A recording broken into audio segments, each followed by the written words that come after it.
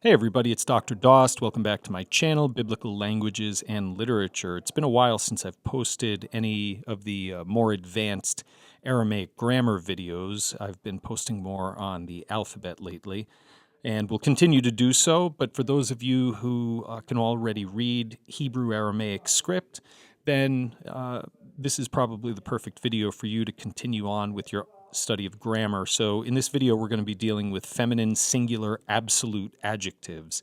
And it's part one, so we'll have more videos on this in the days and weeks to come. But for now, let's get started. And actually, before we get started, please be sure, you know the drill, subscribe to the channel if you haven't already. Be sure to click the like button and click the bell to be notified when I publish additional videos in this series. And if you would, I'd really appreciate your sharing this video on social media. All right, let's get started. So, feminine singular absolute adjectives. So, by way of reminder, in Aramaic, you have two genders in language. You have masculine words and feminine words. And I have a number of videos on masculine adjectives already. And I'll put some cards up there. You should probably see those on the screen. If you haven't watched those videos already, I would recommend that you look at those first before you continue with this one. But so feminine is the gender that we're working with. So two genders in Aramaic, masculine and feminine. And then in terms of number, there are basically two numbers or two different ways of analyzing a word. So you have the singular forms and the plural forms. There is a form called the dual, which is found in Hebrew and Aramaic and Semitic languages, but it's far less common. And so we're not really going to deal with dual words for quite some time. Now, absolute means it does not have the aleph or the hey of termination, which is roughly akin to the definite article, the word the.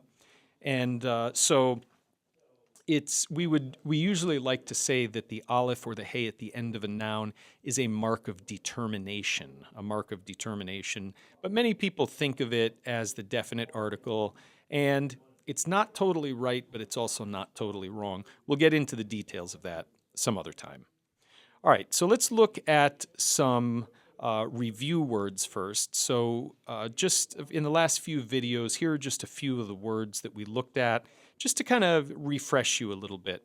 So the word for great or much, the masculine singular absolute form of sagi is, well, sagi, and that's because the masculine singular form is what we call the lexical form, the dictionary form. And so sagi is masculine, singular, and absolute. It lacks the mark of the mark of determination, and it means great or much. Sagi, sagi. So we see this word in the expression, in the phrase meaning great honor in Daniel 2:6. Daniel 2:6. And it functions here as an attributive adjective, yakar sagi, which, yakar means honor and sagi means great or much. Yakar sagi, great honor. And so this adjective is in attributive position. When an adjective is not in attributive position, it's said to be in predicate position. And when you have a predicate adjective next to a noun, generally you're going to have to supply the verb is or are. Is or are. But here it's an attributive adjective. Yakar sagi. Yakar sagi. Arise, eat much flesh. So we have this word sagi in this verse as well. So this is Daniel 7:5. Daniel 7:5. Arise, eat much flesh. Arise, eat much flesh.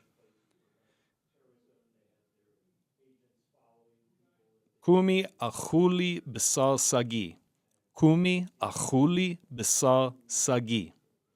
Kumi, arise. Achuli, eat. B'sar, flesh. Sagi, much.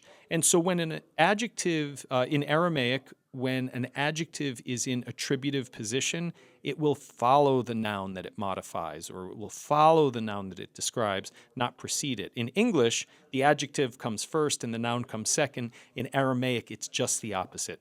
Kumi achuli b'sasagi.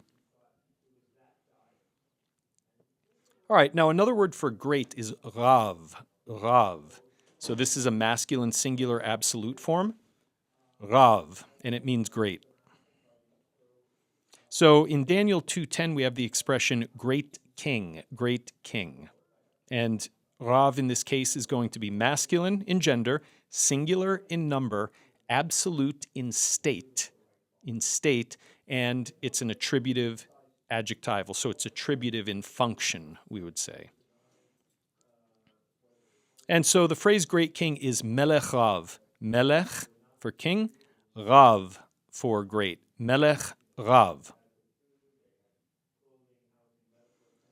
Ezra 5:11 has the expression, and a great king of Israel, ...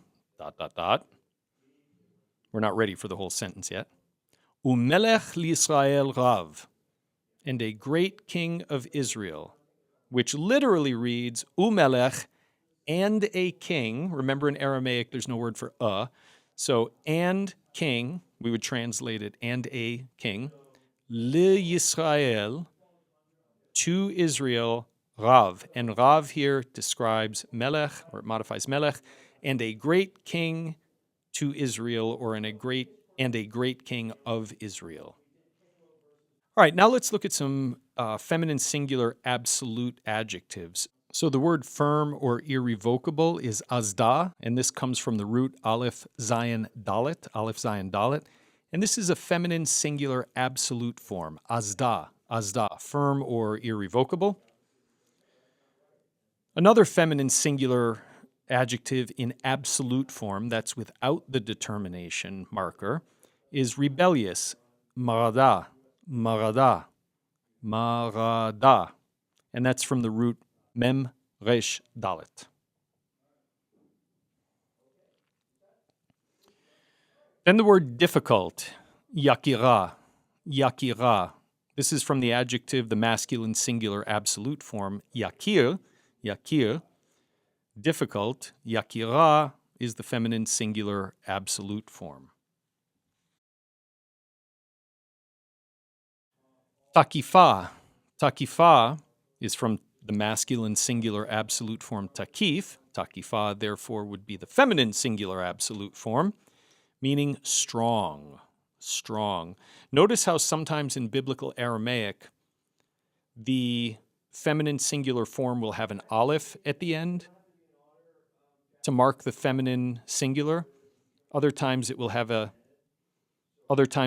hey to mark the feminine singular. All right, let's try to figure out this next phrase. Milta azda.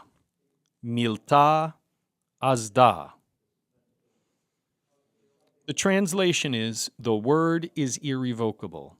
The first word, milta, comes from the base form milah, which is a feminine singular word.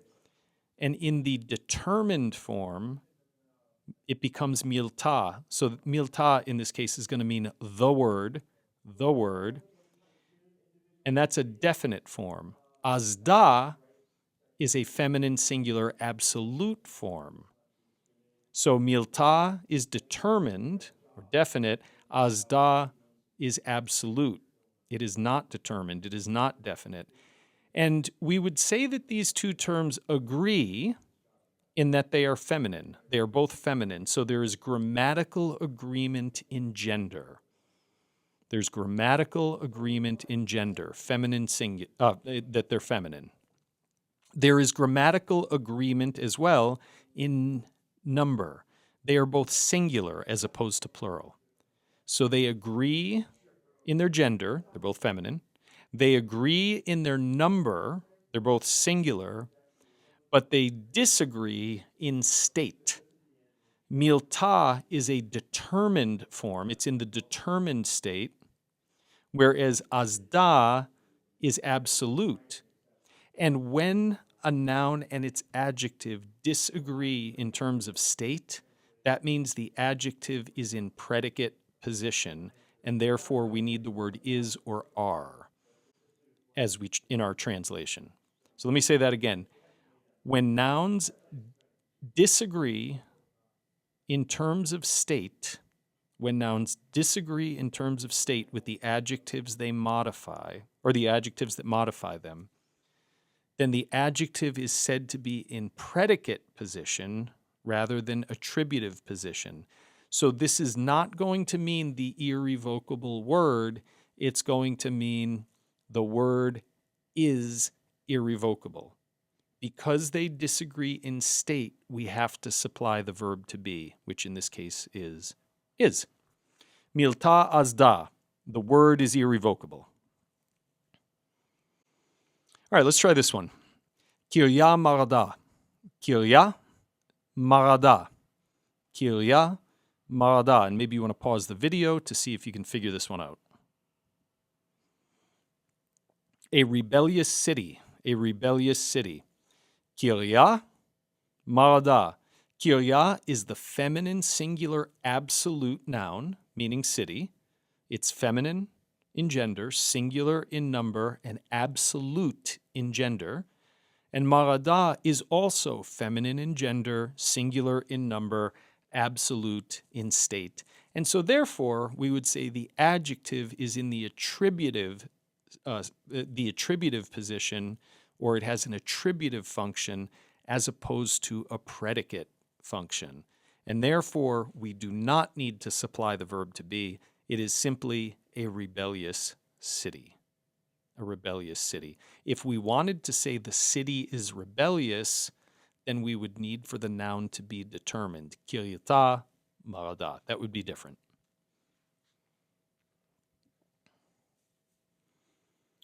Okay, let's try the next one.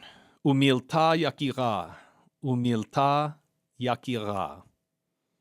Umilta yakira. And the matter is difficult. So milta can also mean the word, but in this context, from which it comes in Daniel, it's going to mean the matter. So umilta yakira. Now here, u means and. Milta is the determined form of the noun milah, which means the matter. It's the matter. So it's feminine in gender, singular in number, determined in state. Feminine in gender, singular in number, determined in state. Yakira, on the other hand, while it is feminine in gender and singular in number, it is absolute in state. And so since the noun is determined but the adjective is absolute, we would say the adjective is in predicate position, and therefore we need to supply the word is in our translation. And the matter is difficult, as opposed to saying, and the difficult matter. So the translation has to be, and the matter is difficult. So disagreement in state results in the adjective being in predicate position, which means we have to supply the verb to be in our translation. Okay, let's try another one. Malchuta takifa. Malchuta takifa. Malchuta takifa. And this means the kingdom is strong. The kingdom is strong. Malchuta is feminine singular determined. Feminine singular determined, whereas the adjective is feminine singular absolute. Feminine singular absolute. And therefore, since they disagree in state, we need to supply the verb to be. The kingdom is strong, as opposed to the strong kingdom.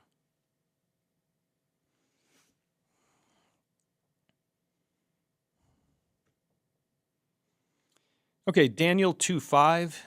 In that verse, we encounter milta mini azda. Milta mini azda.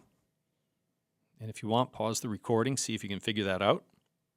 Milta mini azda. And this means the word from me is irrevocable. Milta, the word, mini, from me, minni, from me, azda, irrevocable. So azda is feminine, singular, absolute, and in the predicate position. Daniel 2:8. Kol kavel di chazeton di azda mini milta.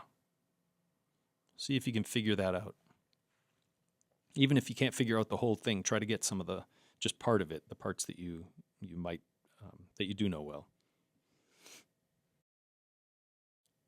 Because you see that the word from me is irrevocable. Kol kavel means because. Di means that. So because that, chazeton, you have seen, or you see. Because that you have seen, kol kavel di chazeton, di, that, azda, irrevocable, mini milta. Irrevocable from me is the word. So the word order is backwards from how we would say this in English. Literally, we have kol kavel di chazeton, because that you see, di azda, that irrevocable, mini, from me, milta, the word. Because you see that the word from me is irrevocable. Ezra 4:15 has this. V'tinda di kiryata dach kirya marada. V'tinda di kiryata dach kirya marada. Take a minute, try to pronounce it out loud, and see if you can translate all of it or even part of it.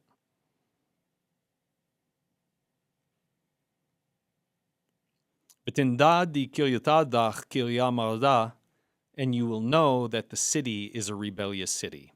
V'tinda means you will know, and you will know. Di here functions as that, and you will know that. V'tinda di. Kiryata, we saw earlier, is a feminine singular determined form, meaning the city.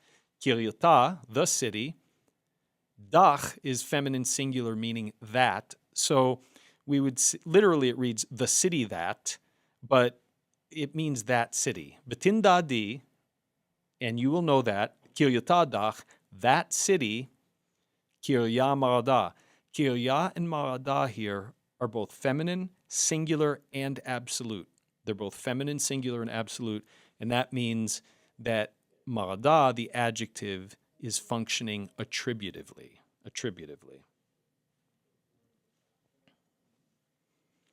Daniel 2:11 has, umilta di malka sha'el yakira. Umilta di malka sha'el yakira. And the matter that the king asks is difficult. Umilta, and the matter. Umilta, and the matter. Di, that, and the matter that. Umilta di. Malka, the king. This is determined here. Malka, the king. Sha'el means asks. Umilta di malka sha'el. Yakira is difficult. Feminine singular. Why is the word for difficult in the feminine singular absolute form? Because it modifies milta, which is a feminine singular noun. However, milta is feminine singular determined, whereas yakira is feminine singular absolute, and therefore we have to supply the word is. The matter is difficult. Yakira is functioning, it has a predicate function.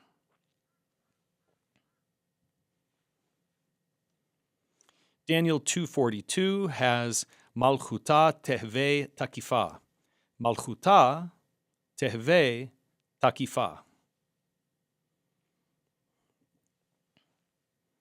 The kingdom will be strong. Malchuta, the kingdom, determined. Tehve is the verb meaning it will be. Malchuta tehve, the kingdom will be takifa, feminine singular absolute adjective, takifa.